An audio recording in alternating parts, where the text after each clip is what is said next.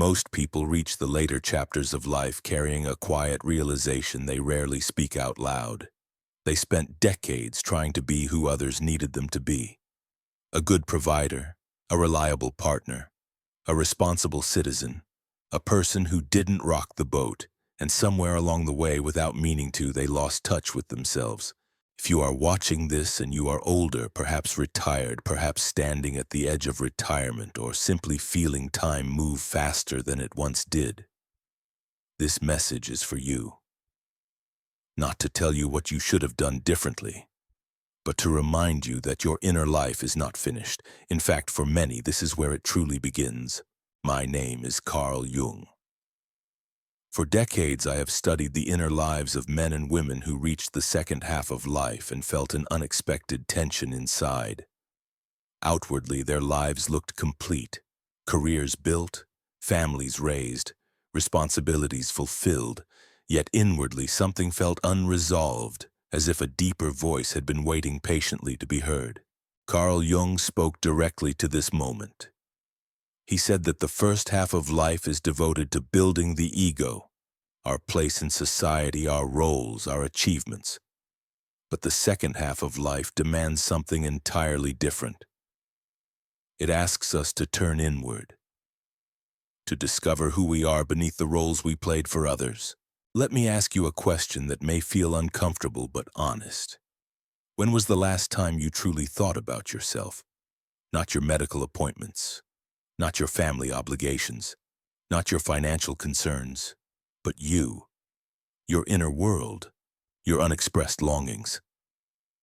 The parts of you that were set aside because life required practicality, sacrifice, and responsibility.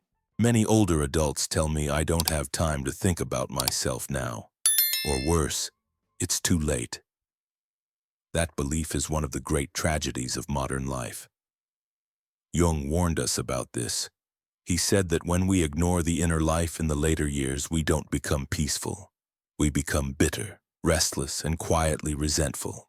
I remember sitting alone in my early 30s, feeling lost after years of failure. I had followed the rules. I had listened to advice. I had tried to live up to expectations, and yet I felt empty. That night, I asked myself a question that changed everything. If I didn't have to impress anyone anymore, who would I become? At first, there was no answer. Silence. And that silence terrified me. But it also revealed something important. I had never truly listened to myself. Many people reach their 60s or 70s and encounter that same silence. Children are grown. Careers slow down or end. Social roles loosen. And suddenly, the distractions fade. What remains is the self you postponed. This is not a crisis. This is an invitation. Becoming obsessed with yourself, as strange as that phrase may sound, does not mean becoming selfish or narcissistic. Jung never taught that. What he taught was individuation, the lifelong process of becoming whole. In the second half of life, this process becomes not optional but necessary. To ignore it is to live with a sense of unfinished business. To embrace it is to discover a depth of meaning that youth rarely understands. Let us begin with the conscious mind. Over a lifetime, the mind becomes crowded with other people's voices, parents, employers, society. Even now, many older adults wake up and immediately absorb news, fear, and noise from the outside world, and they wonder why anxiety and restlessness persist. A conscious relationship with your mind means reclaiming it, choosing what you allow into it, feeding it with reflection, wisdom, and depth instead of constant stimulation. I once spoke with a retired engineer who told me, "I solved complex problems my entire career, but I never asked myself what my own life meant." We created a simple practice.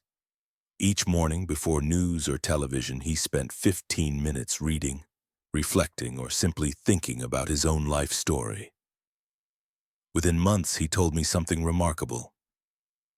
For the first time in years, I feel present inside myself.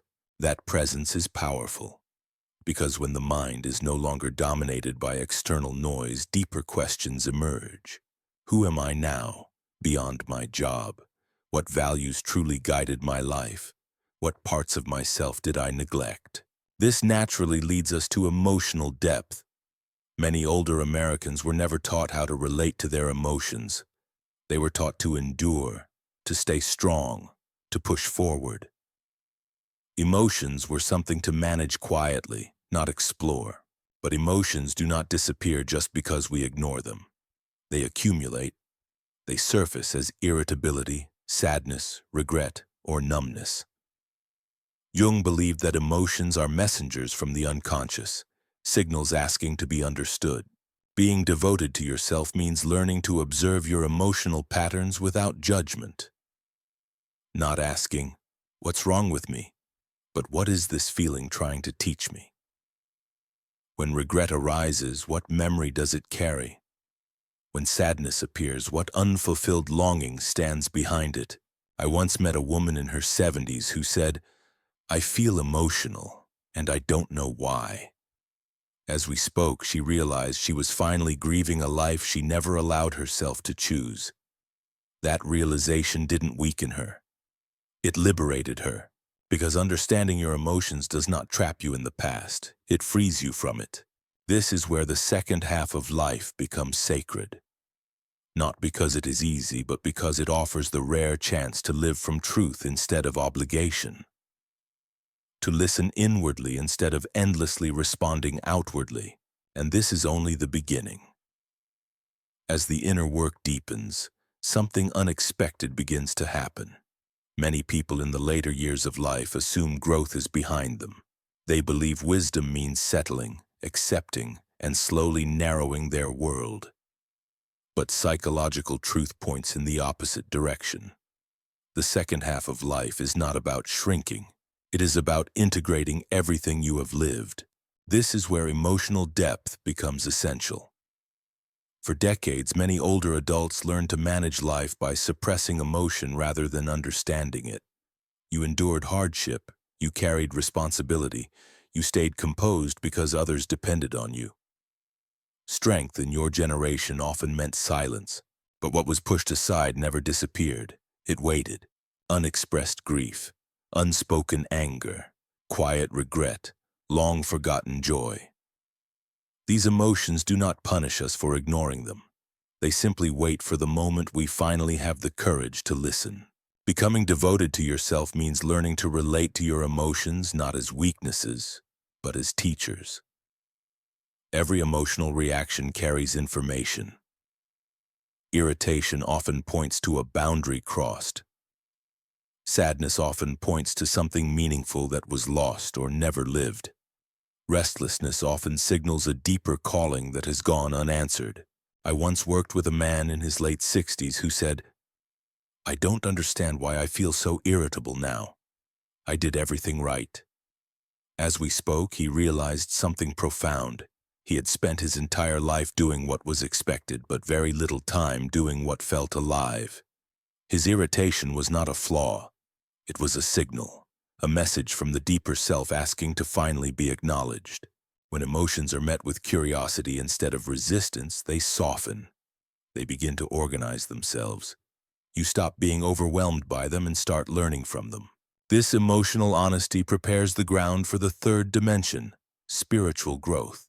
And here I want to be very clear. When I say spiritual, I am not speaking about belief systems or dogma. I am speaking about meaning, about your relationship to life itself. Many people reach material security later in life only to feel strangely empty. The house is paid for, the schedule is lighter, and yet something feels missing. This is not ingratitude. It is the soul asking a different kind of question. Why was I here? What did my life stand for? What still wants to be expressed through me? I once had a conversation with a successful businessman in his early 70s. He told me, "I achieved everything I was supposed to achieve, but some mornings I wake up and feel like I've missed something essential." That feeling haunted him because it had no obvious solution. But that feeling is not a problem, it is a doorway. In the later years of life, the psyche naturally turns toward meaning, toward legacy, not in terms of reputation, but in terms of inner truth, toward coherence, toward making peace with one's life story. Spiritual devotion to yourself means regularly asking deeper questions. What values truly guided my life? Which choices were mine and which were inherited?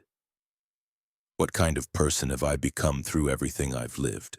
These questions are not meant to create guilt.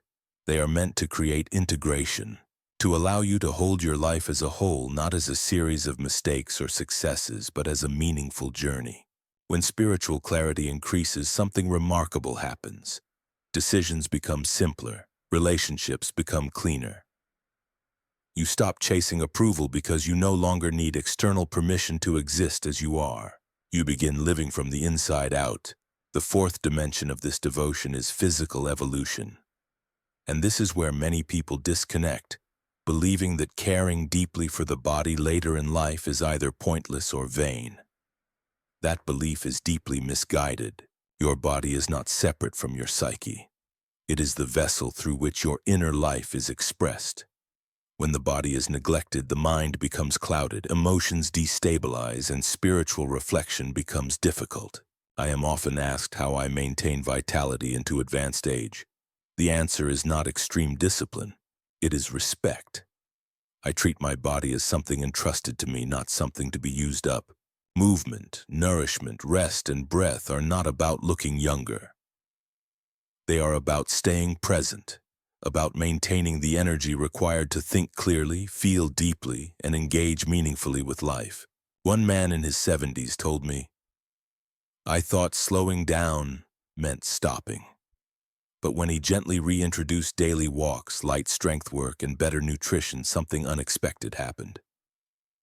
His mood improved, his thinking sharpened, his sense of purpose returned. The body remembers how to live when it is invited back into the conversation. Now, as you begin this process of deeper self-devotion, you will likely encounter resistance. Not only from others, but from within yourself.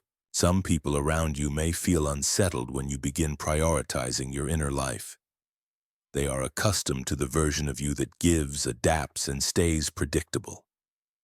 When you set boundaries or spend time in reflection, it may be misunderstood. Even more challenging is the inner resistance. Decades of conditioning may whisper that it is too late, that focusing on yourself now is indulgent, that your role is to fade quietly into the background. That voice is not wisdom, it is habit. Many people who never turn inward in the second half of life do not become peaceful. They become resentful, anxious, or numb. They feel life slipping away without having ever truly belonged to themselves. Devotion to yourself is not abandonment of others. It is the foundation of genuine presence. When you live from inner alignment, your relationships improve, your patience deepens. Your words carry weight because they come from truth.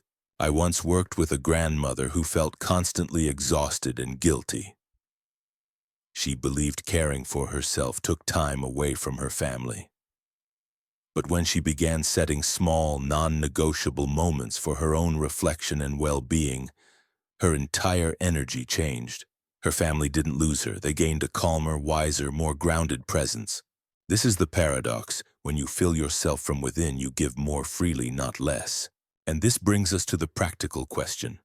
How do you live this day by day without turning it into another obligation? That is where we continue.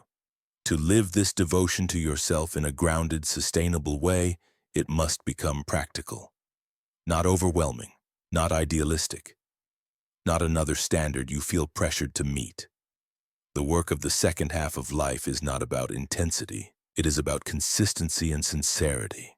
The first practice I invite you to consider is what I call the sacred hour. This is not a demand for perfection. It is an offering to yourself, a period of time, ideally at the same time each day, dedicated solely to your inner life. This hour is not for errands, not for news, not for other people's problems. It is time to read something that feeds your mind, to sit in quiet reflection, to move your body gently, or simply to think about your life with honesty. When I began this practice decades ago, I chose the early morning. Not because it was easy, but because it was undisturbed. At first, my body resisted. My mind told me there were more important things to do. But slowly, that hour became the anchor of my day. It grounded me before the world made its demands. If an hour feels impossible, begin with 15 minutes. What matters is not duration, but intention. You are sending a message to yourself that your inner life is worthy of attention. The second practice is what Jung would recognize as conscious reflection, what I call the weekly life audit. Once a week, set aside time to look honestly at how you are living, not with judgment, with curiosity. Ask yourself simple but powerful questions. Where did my energy go this week? Which moments felt alive and which felt draining? How much of my time was spent responding to expectations versus honoring my truth? Most people never ask these questions. They live reactively, repeating patterns without awareness. But awareness is transformative. Once you see clearly, you cannot unknow what you know. I do this reflection every Sunday evening. I review the week that has passed and gently realign the week ahead. This ritual keeps me connected to my priorities rather than being carried by urgency or habit. The third practice is learning what Jung called loving boundaries. In the second half of life, boundaries become an act of wisdom, not selfishness. Your time and energy are finite. How you spend them determines the quality of your remaining years. Every time you say yes to something unaligned, you are quietly saying no to your own individuation. That truth is sobering, but liberating. Before accepting new commitments, ask yourself 3 questions. Does this nourish me or drain me? Does it reflect who I am becoming or who I used to be? Does it come from choice or from obligation? You will still have responsibilities. This is not about withdrawing from life. It is about choosing consciously rather than complying automatically. I once worked with a man of 55 who told me, "I've lived my entire life trying to be what others needed." He had been a dutiful son, husband, employee, but he had never asked himself who he was. I asked him to spend 1 week simply observing, not changing anything, just noticing. When did he feel alive? When did he feel heavy? Slowly, clarity emerged. He rediscovered his love for photography, abandoned decades earlier for being impractical. He realized he valued depth and creativity, yet his life was structured around efficiency and approval. He didn't change everything overnight, but he made small, consistent choices aligned with truth. 2 years later, he sent me a photograph he had taken.